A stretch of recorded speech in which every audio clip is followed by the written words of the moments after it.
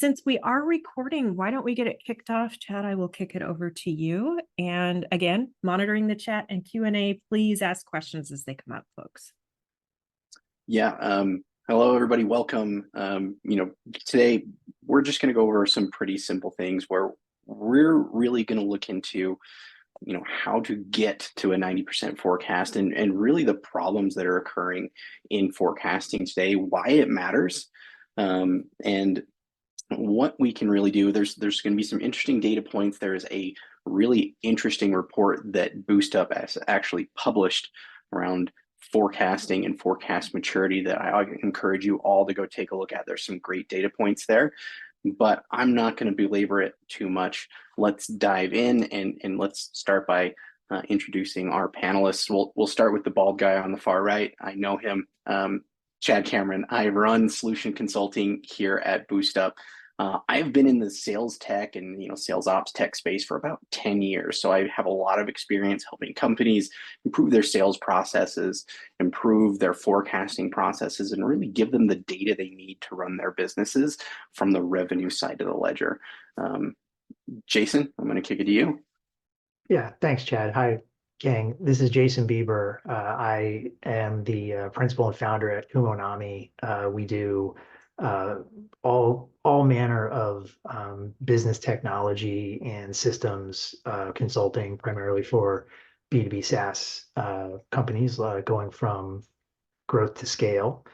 I've spent 18, I think, years in the B2B SaaS space, 12 of those at Salesforce, both on the business side, in the finance and sales operations, which became revenue operations areas, and then moving over into technology delivery leadership position in their IT, now BT group, where I led RevOps technology for the last 3 or 4 years that I was there, from 2006 to 2018.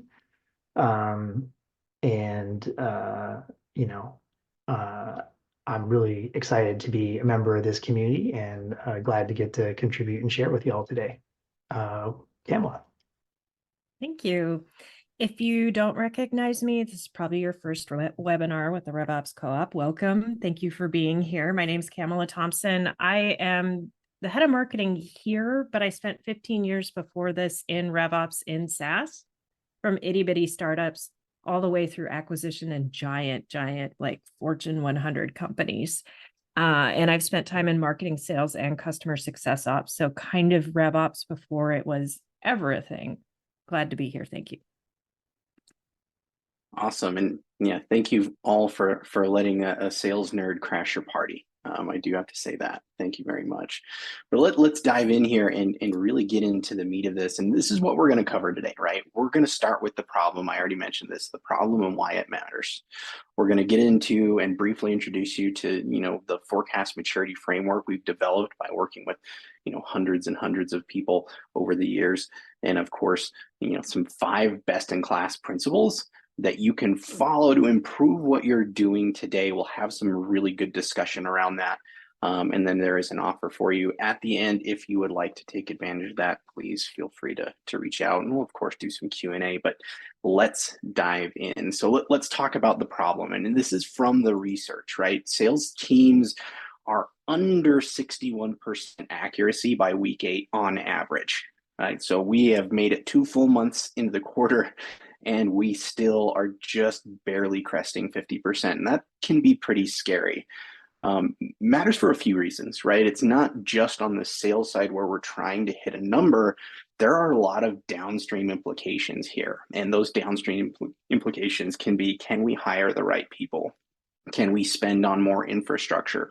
Do we have the right delivery people or too many delivery people ready to deliver things that aren't going to come across? There's a lot going on here, but this is where I'm going to go straight to our panelists that are nodding on this quite a bit. So I'm sure you've seen some stuff about missed forecasts and how this can be a problem. So what have you guys seen when you're trending a little bit behind from an accuracy perspective, and then get that surprise at the end of the quarter?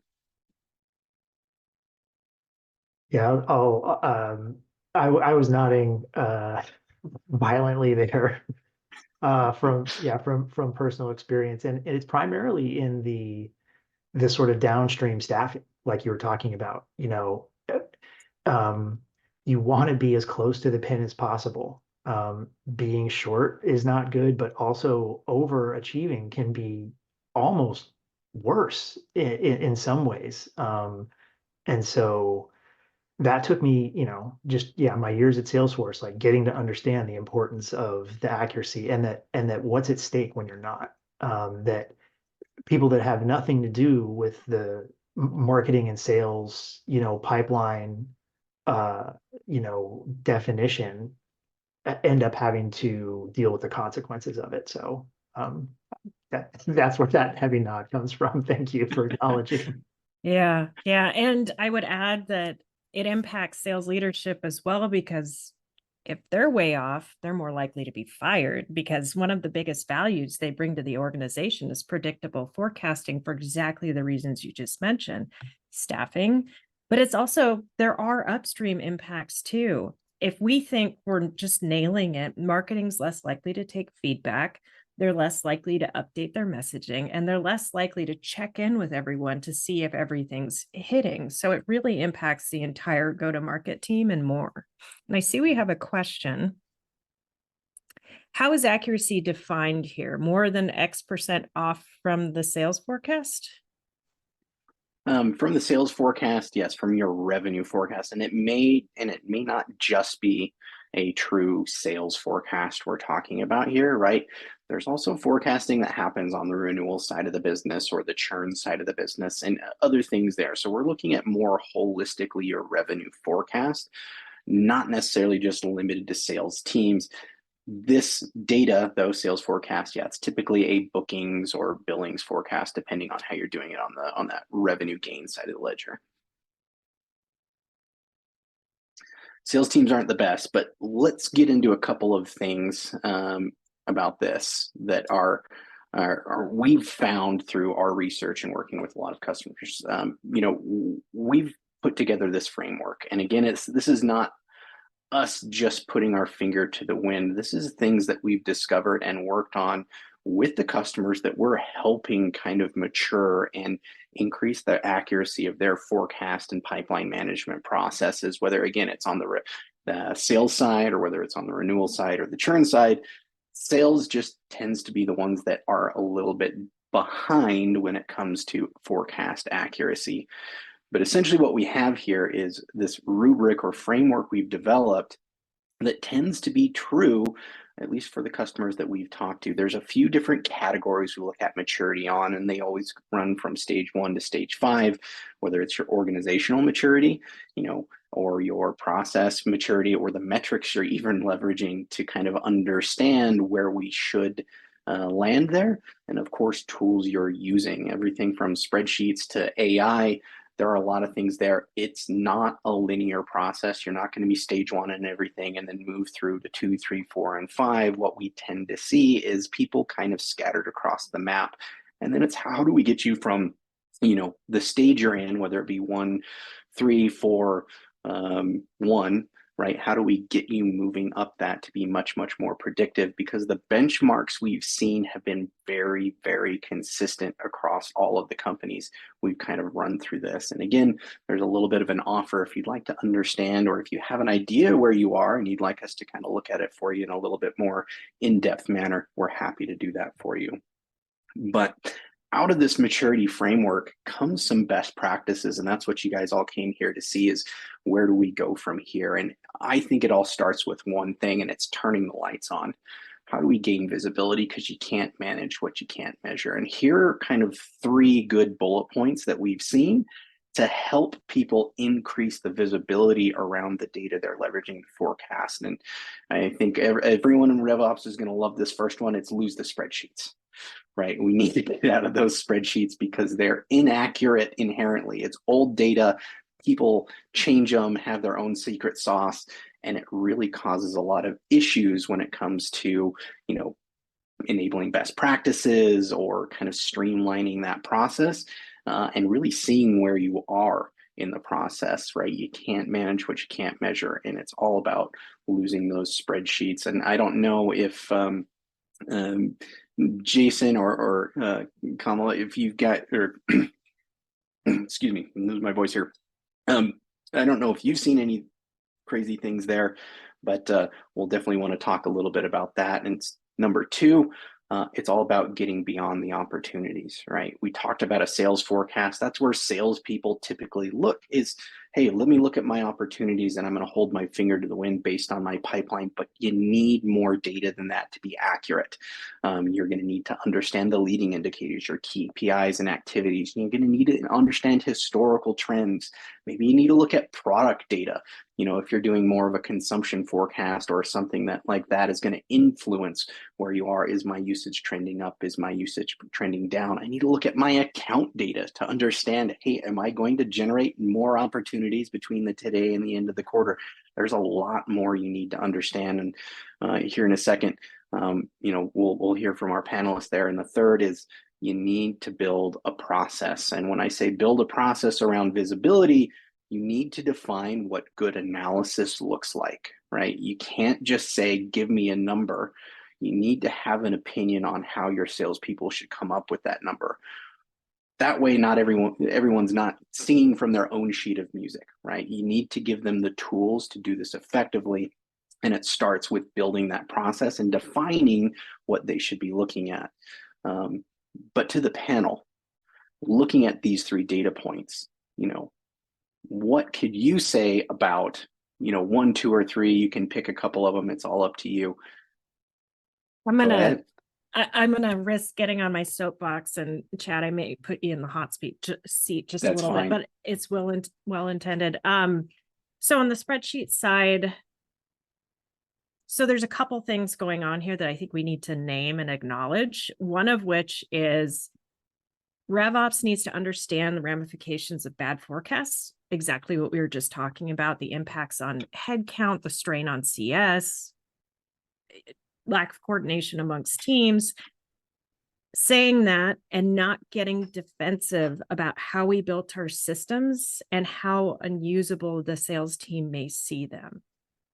So I see in a lot of cases, people just kind of buckling down or insisting that we use Salesforce and only Salesforce.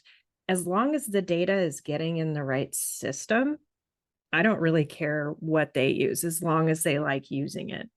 And I've been at companies that had 20 validation roles on the opportunity, and the management team had no idea that the reps couldn't get past the first couple stages because they were getting so many errors and getting blocked. So that's, I think, one thing that RevOps needs to take some accountability for and lose the prickly feelings about the baby that we're creating in the system.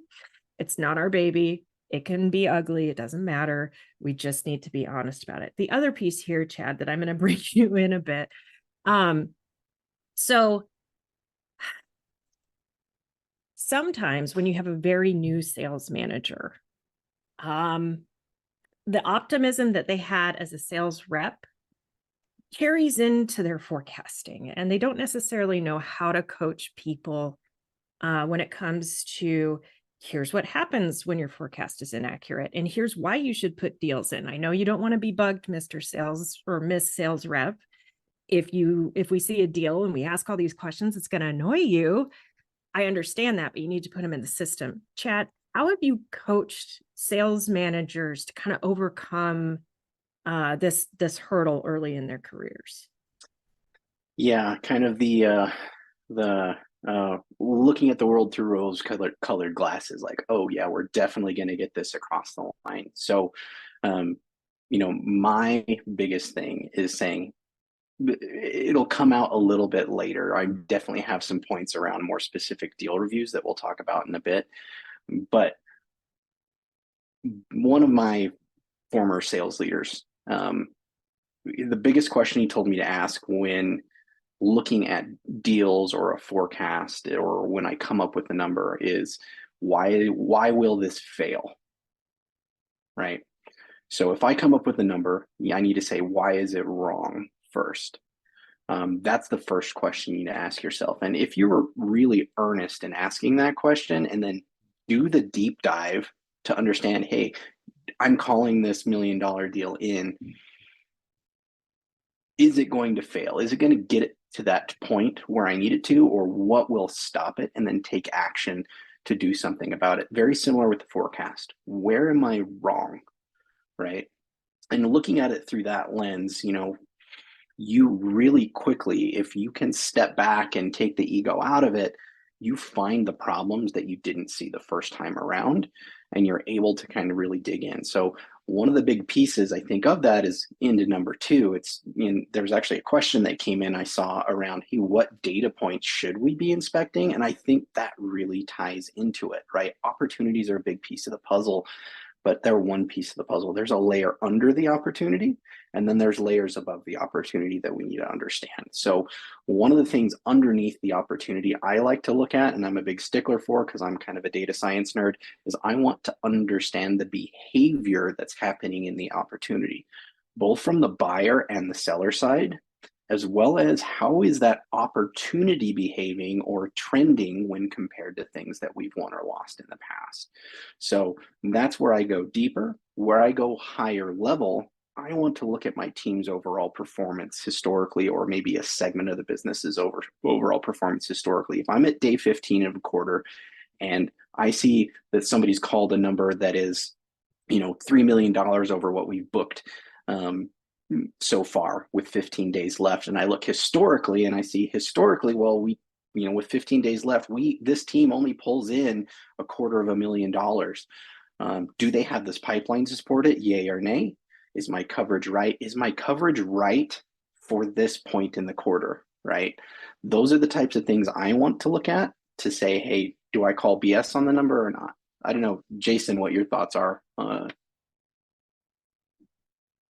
I think, where I've got a thought is, in between losing the spreadsheets and going beyond opportunities, first, I want to agree with the point around if it's working for the team at the time, be very conscious about forcing a change into some the platform of choice by whoever it is that's empowered to make those decisions, right? So that can be disruptive and itself be introduce noise or inaccuracy, a loss of fidelity in the forecast that you're trying to get anyway. So being conscious of that and balancing out as part of a journey, and not sort of a draconian kind of look. In truth, when I first got to be responsible for sort of sales systems at Salesforce, I reached out to a bunch of my friends in sales, like, hey, can I sit in on your calls? And I was like jaw on the table that they were doing it in Google Sheets. I'm like, what? And so I have a follow-up call with the RVP. What, can you explain to me why this is happening? But it didn't happen as it rolled up, right? The more and more, elevated the forecast got, the more and more it was very controlled and systematized, and the sort of discernment, the decision making, which I know we're going to get into a little bit, had tighter sort of controls around it. So, as you're saying, you might be scattershot, like a stage 3 maturity here, but stage 1 there. That's going to happen, and so just be conscious of it's a journey. It's not a flip the light switch, even though you want to turn the lights on like that. And then secondly, with the intersection with product, some companies have either a product-led growth or a customer self-purchase or a consumption and usage-based element that goes into their bookings and their revenue and their billings as well, right? Which are all 3 distinct units of measure, or indicators, gauges on the dashboard. And so in terms of forecast accuracy, and looking historically, also knowing when you have those other channels, right, that may not be direct assisted sales, what are those contributing historically? Are there programs that are running in with the product organization that may, increase volumes but decrease other metrics you're looking at, like, average selling price or average deal, value or whatever, that impact downstream areas, right? So, and I guess those are things I would want for people to be thinking about at the same time as they're wanting to turn the lights on. I'd love to address like the question, and one of the comments in the system to Jason is spot on. I do want to say, however, the first step of all of this is figuring out exactly what Jason was saying, where people are at now and how to incrementally move them, because just changing everything all at once is extremely disruptive. So a lot of tools that are really great at assisting this, like Chad was saying about customer demeanor and attitude, call recording systems and analysis, and some of the AI analysis out there is actually really good at picking up on this stuff. And there are opportunities for automation. So what I always encourage RevOps people that I'm working with to do is to really think about, how can I passively log and augment what's in the system without having salespeople do manual data entry? Are there things I can do to make it easier? So for example, my husband's in sales ops too. It's a thing in our house. And he uses gong calls to automatically append opportunity contact roles and assign different items to them. Instead of marketing hammering sales on, I need all your contacts on your opportunity, they take that away. They also do call demeanors. They do opportunity scoring. There's a lot of opportunity to take what's already there in the systems and bring it into Salesforce without forcing the salespeople to do a lot of things. And that can go a long way in aiding adoption. The other thing is, like Jason mentioned, getting on sales calls, but also doing like a Zoom recording while they're trying to enter an opportunity or update stages, and watching where they get hung up. Because it is so surprising where people will click, even if you think you've designed the perfect workflow. So get them on there, record it, and then the recording, use that in a meeting to advocate to spend time on a project to improve the process. So there's a lot of things you can do. And plus, managers won't believe you a lot of times, particularly CFOs in early stage companies that say this is why they're getting paid a salary. Show them the recording and how stuck they are, and then make them create an opportunity and watch them fail. Project approved. And then the parameters we're looking at just really quickly. I had a TYFJ dashboard that I built in collaboration with the sales VP. So do your job. I'll let you fill in the F. The stats that we looked at, this was again before call recording was available, but it was really effective. We were looking at activities like opportunity creation, meetings held that were automatically synced, even email activity. And while I'm not a big activity person generally, I do like AI disposition, but it also did indicate pretty predictably who was disengaging and probably going to churn. So there's a lot of early indicators we can use in order to see, are they prepping themselves for the next quarter? How engaged are they on their deals? Is this really happening or is it fake? So just a few ideas. Please keep the questions coming, folks. Chad, take it away. Awesome. So visibility, of course, that's big. And I think that's where everybody starts, right? And I think the next concept around kind of improving that forecast is, let's define a cadence, but not just a cadence of forecasting, but for alignment on the forecast and accountability around that. And, the first piece is, what is a good cadence being? What is a good cadence? And what we see from most mature organizations is it's tiered. It starts at the bottom and rolls to the top. Early week, it's managers and reps getting together on their one-on-ones and kind of saying, hey, where do you think you're going to land in your business? As the week progresses, that manager gets with the VP or so on and so forth and says, okay, here's what I'm getting from my team. Here's what I think. And that rolls up to an end of the week forecast at that top level. So it's, again, gathering all of the information and layering judgment onto it at the top. Too often, what I tend to see with customers that are a little bit more immature in this process, maybe just starting out, is, everybody jumps on one big call at the end of the week and they come up with a number instantaneously. That does not give you enough time to align and inspect the underlying data to be accurate.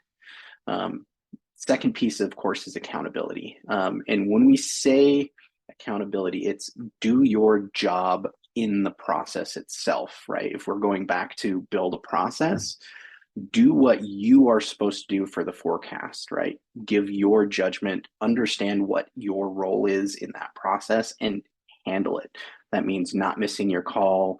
That means actually doing the prep work to be ready for that call.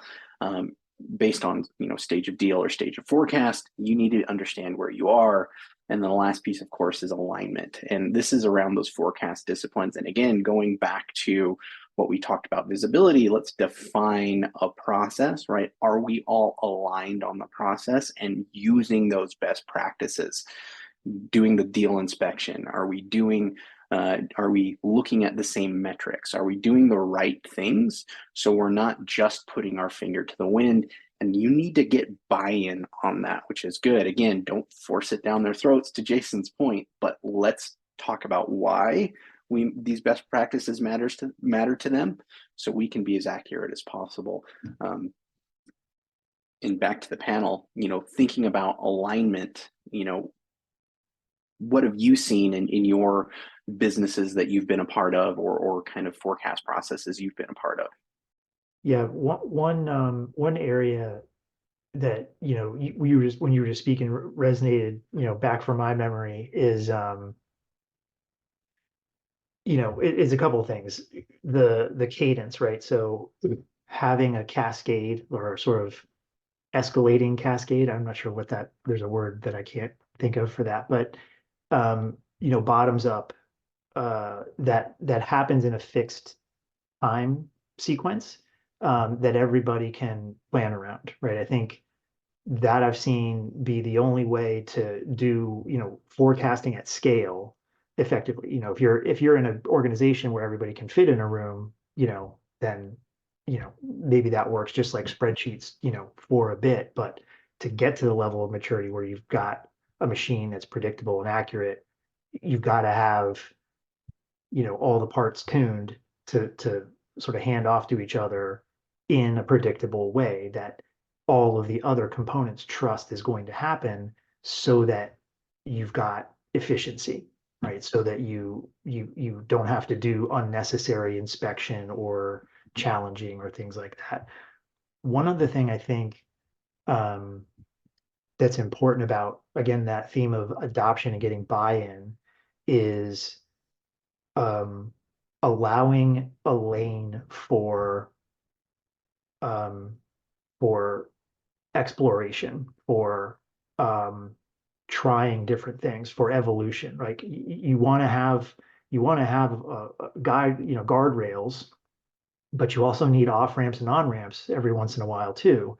And what used to work may not anymore, and you need the ability to evolve. And so I think as part of whatever approach it is that you want to take, building in, like, consciously and explicitly a mechanism for feedback, and new people are going to join the organization, and for folding in new points of view that may be very impactful broadly. I think that can go a long way toward the sort of adoption and getting people to buy in, is knowing, like, it's not this way forever.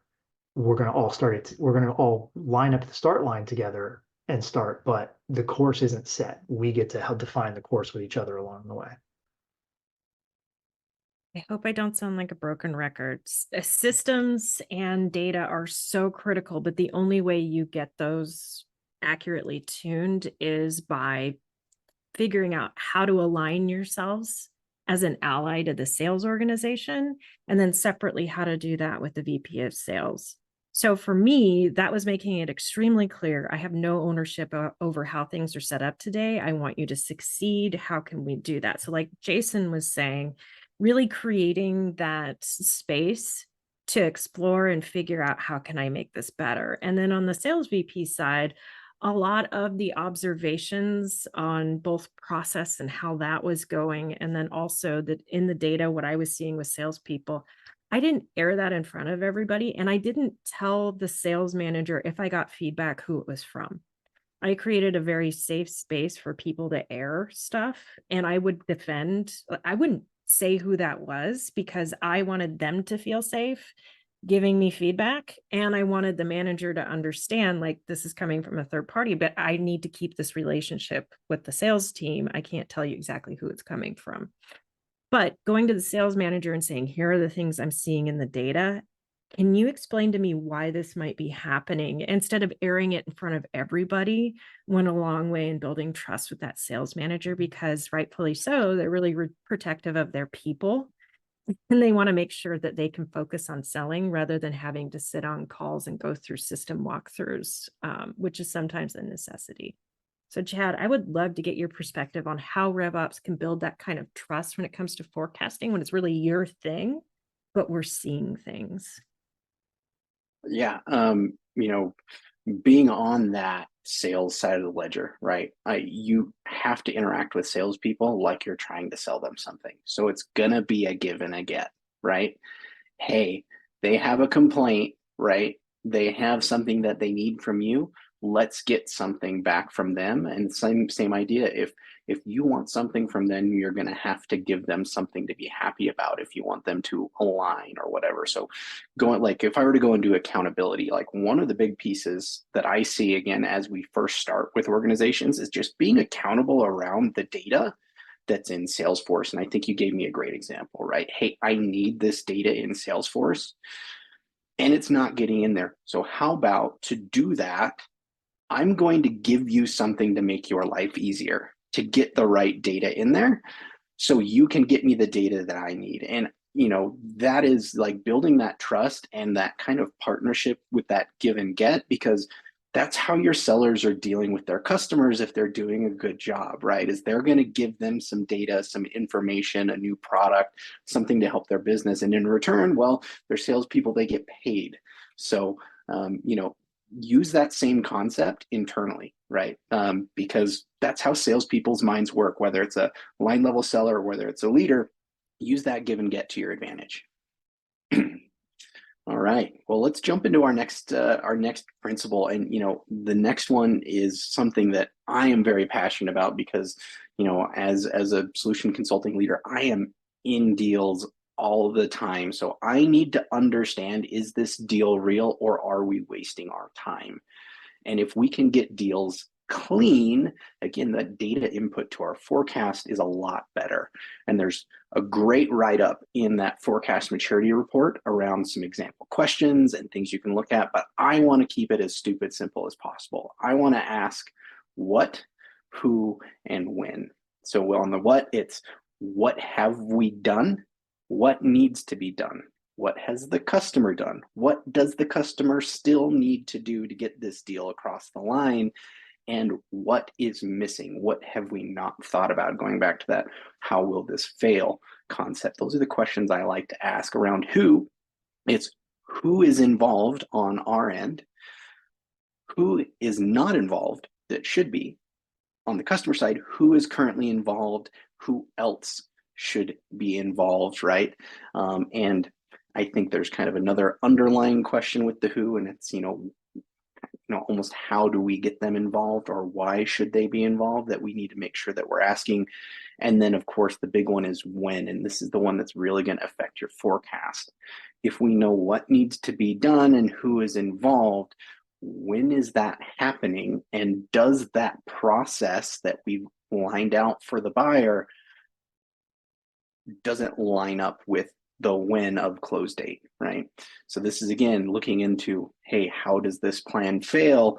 Those are the questions you need to ask. And again, what, who, and when. It's a really simple framework. Like I said, go check out the report. There's some example questions that'll help you really, really well. And I think we've got a 5 or 7 page write-up that we condensed down to a single slide. So hopefully there's good information, but we're happy to give you more if you need it. But, to the panelists here, your thoughts on getting deeper into deal reviews and kind of the questions you should be asking to make sure, hey, are these real or are they not? I guess I want to, I may be provocative to one of my fellow panelists here with this, but deal reviews, pipeline reviews, I have anecdotally seen devolve into more, also sort of attribution and source reviews as well, or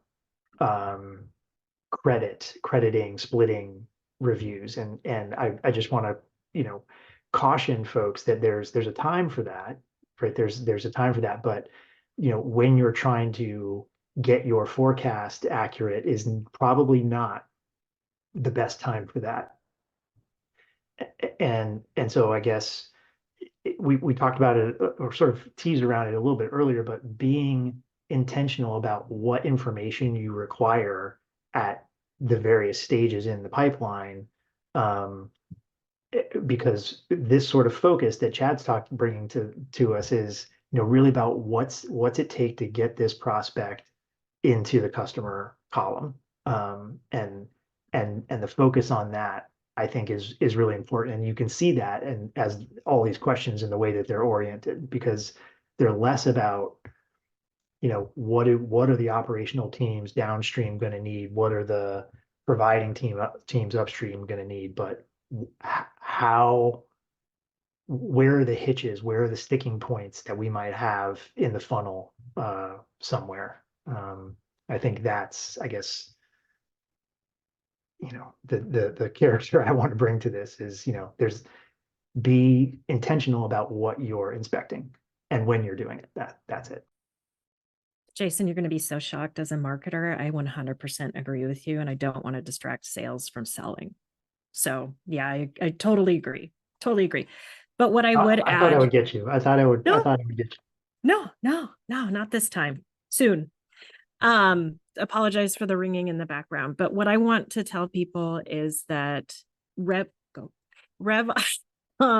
my job in RevOps is to bring insights to, it's right there, the manager that they may not be spotting. And I know a lot of us are using AI right now to do deal scoring and a bunch of other things. I want to caution you to double check and run your own review to make sure that the AI is training correctly. So I've heard people say, their team was really impressed because it was super accurate. Well, it was only looking at the forecast category, and when it got to commit, that's when it was giving the deal green and some other thing. Sure, yeah, we know that it's more likely to come in when that happens. So make sure you're double checking. Still do things like a push counter on how many times a close date has been kicked out. Look at who's associated, how long it's been since the last activity. I want to go to the sales manager and give them insights they may not have noticed, not the super obvious, like, hey, this isn't committed, might close. So just kind of experimenting with things and talking to the sales manager about what things do you look for and how can I help you automate that so you're not spending so much time on these one-on-one calls. How do we save them time so they can help close more deals? What's in it for me, right? There you go. I'm going to add one thing to your AI because I am the data science nerd of the group here. So we'll all go in there.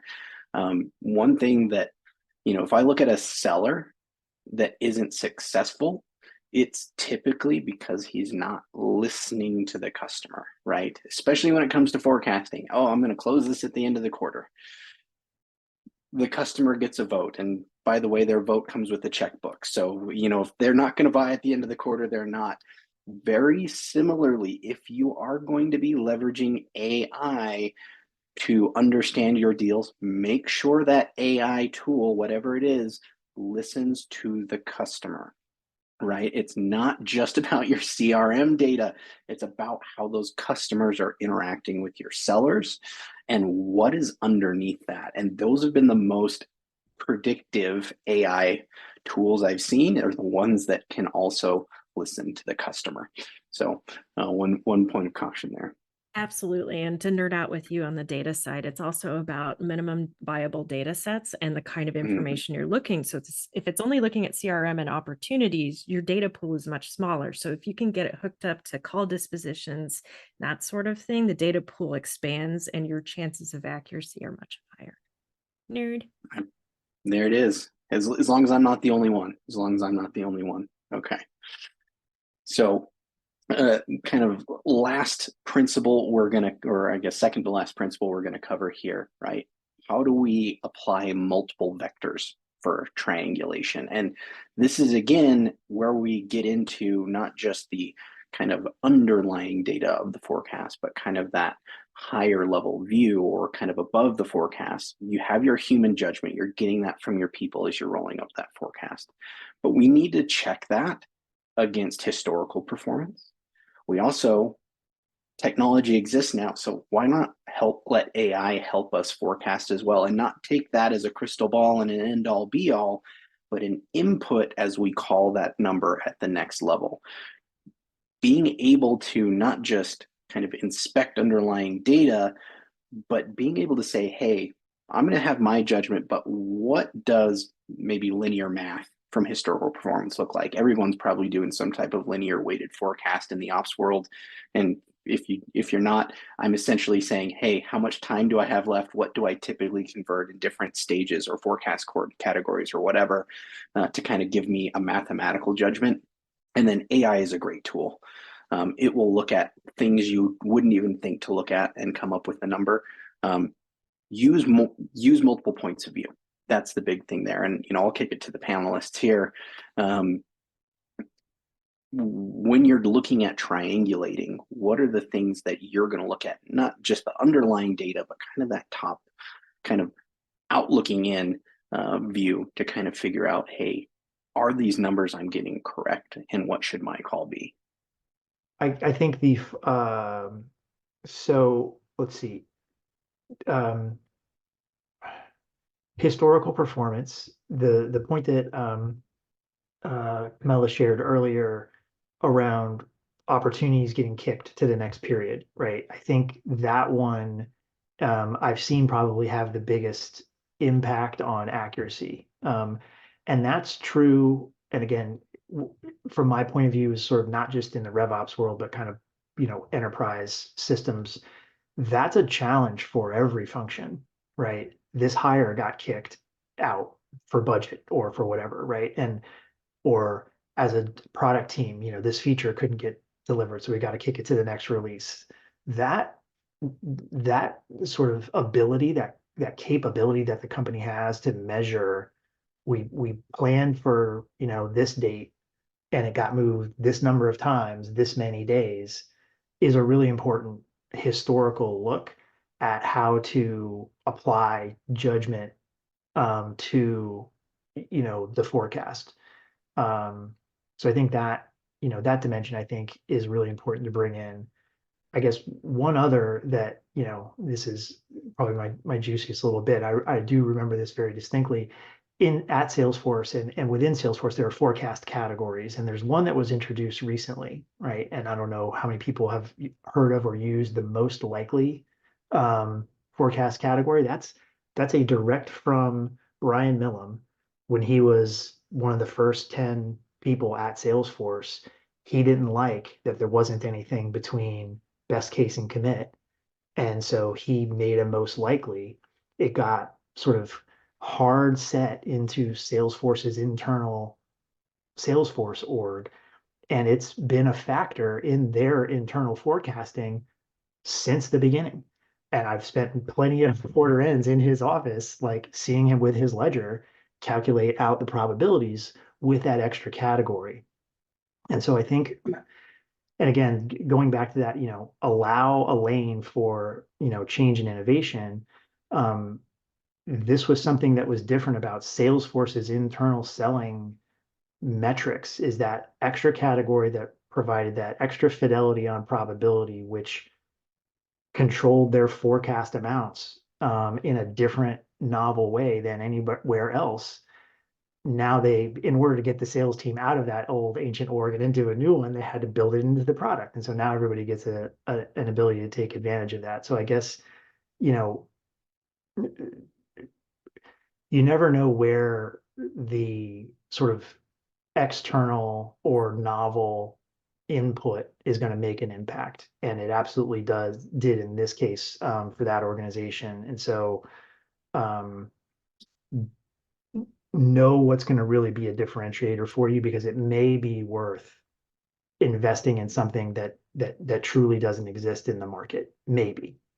But this is a decades-long proving ground in my anecdote, so it's got to really be special. Uh, agree with everything. Chad, to your point, this is all about listening to the customer. So I'm going to look at the human judgment first and figure out which managers are best at adjusting on the optimism and picking out when people aren't really listening. I'm going to look at the individual reps. But what I like to do, and this is going to surprise anybody because I'm a marketer, is I like to layer on ICP data and whether or not we're seeing differences by vertical industry, that sort of data, to see whether or not we have some reps that are chasing deals that aren't quite a fit. And that's something that we don't always look at in sales management as, I mean, they know, but not at the aggregate. So it might be useful for me to say, hey, these 3 reps, I'm seeing these trends, might want to coach them a little bit.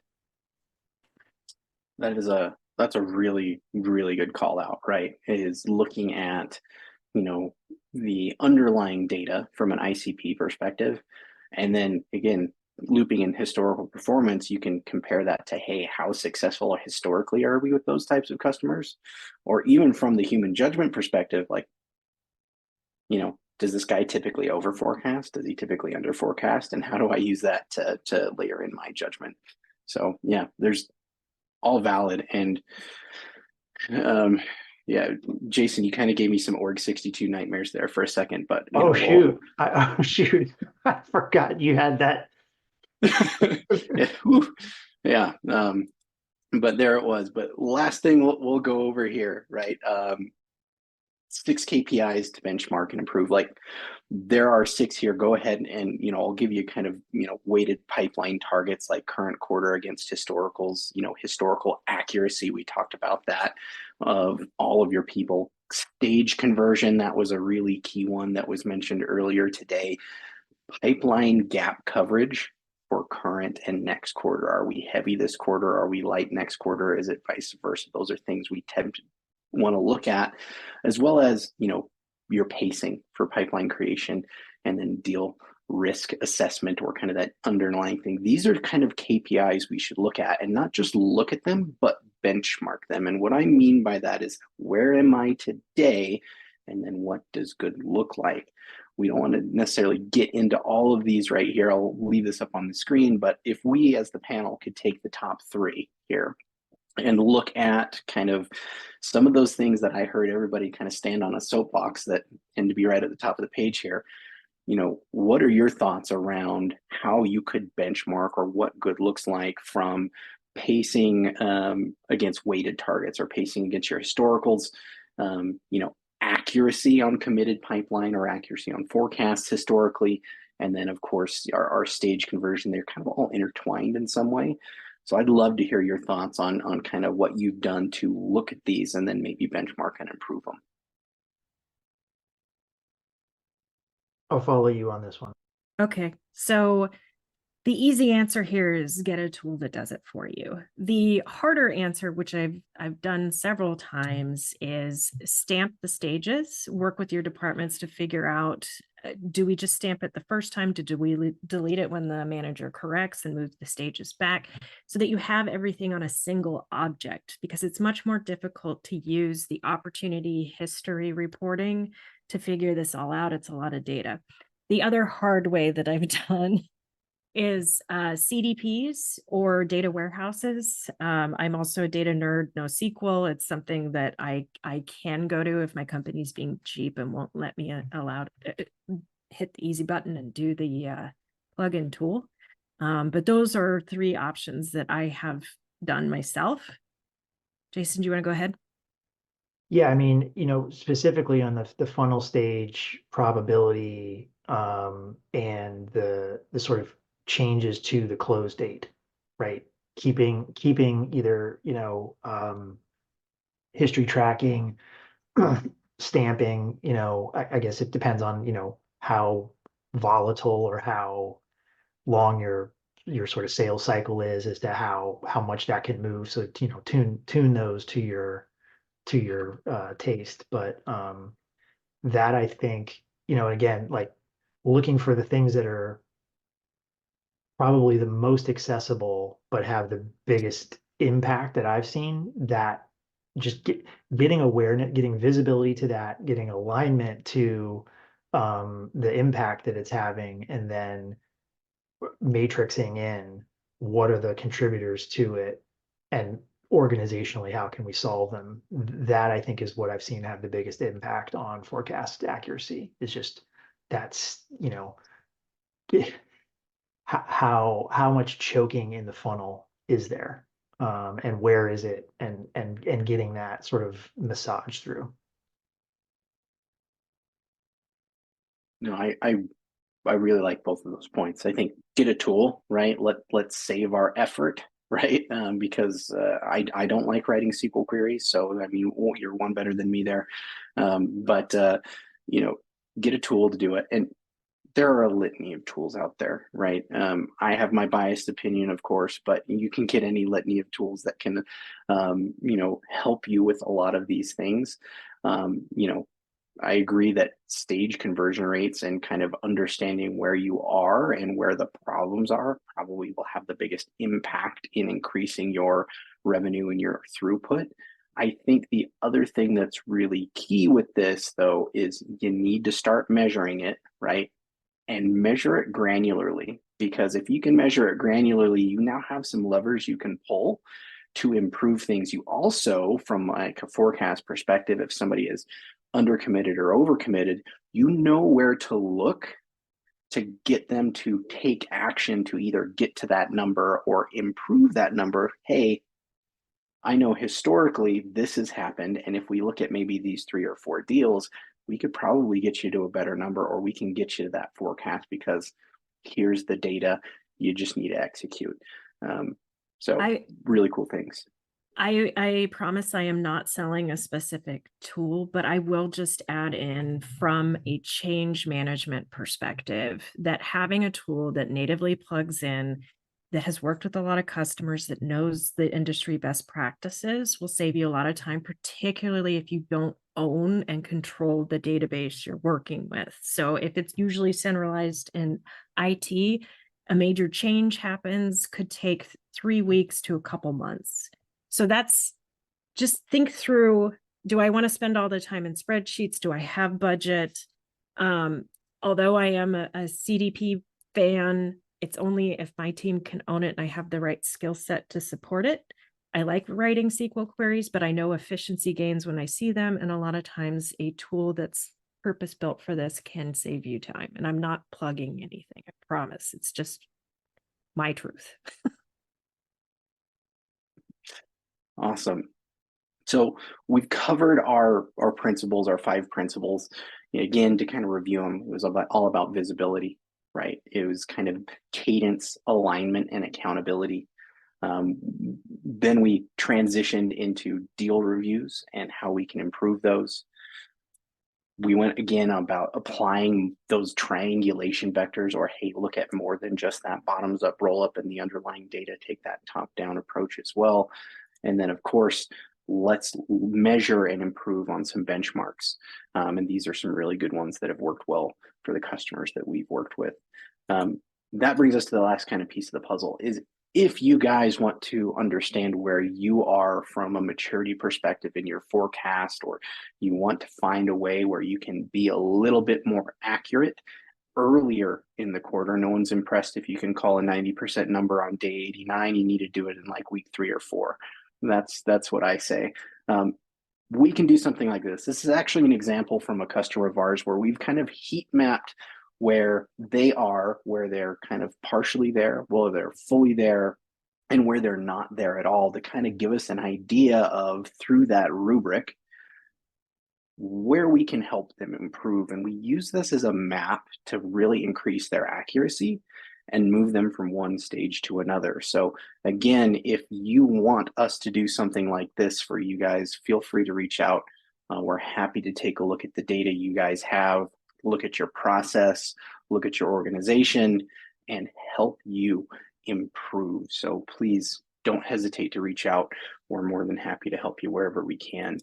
But that is all we had. And now, Q&A, we're happy to answer any questions you guys may have as you kind of listen to us for the last almost hour at this point. And as you file out, please do fill out the survey to tell us how we can do better next time and what we can add to the content to make it more useful for you. Of course, Q&A, we're here for 1 more minute. Ooh, So we maybe ran the long. feedback is leave more time for questions.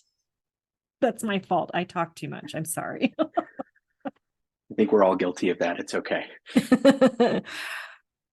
All right. I'm not seeing any questions streaming in, so I wish everyone an excellent day. Thank you, Chad and Jason, for bringing your expertise. I really sincerely appreciate it. And hopefully, there's a question. Do you all have resources for a team just getting started with forecasting on the BoostUp side? We absolutely do. Young organizations where you're trying to define a unique process or you define your process initially, we can absolutely help you. Feel free to reach out, and we'll get into you and kind of look at it from, again, through that framework of process, your organization, the data you're inspecting, and help you out where we can. And I will say the RevOps Co-op does offer courses on things like this and supporting an organization in RevOps. So you might want to check that out too. Jeff Ignacio offers quite the masterclass. Just a little plug for education. Thank you again, everyone. Have a fantastic day, and we'll see you in the community.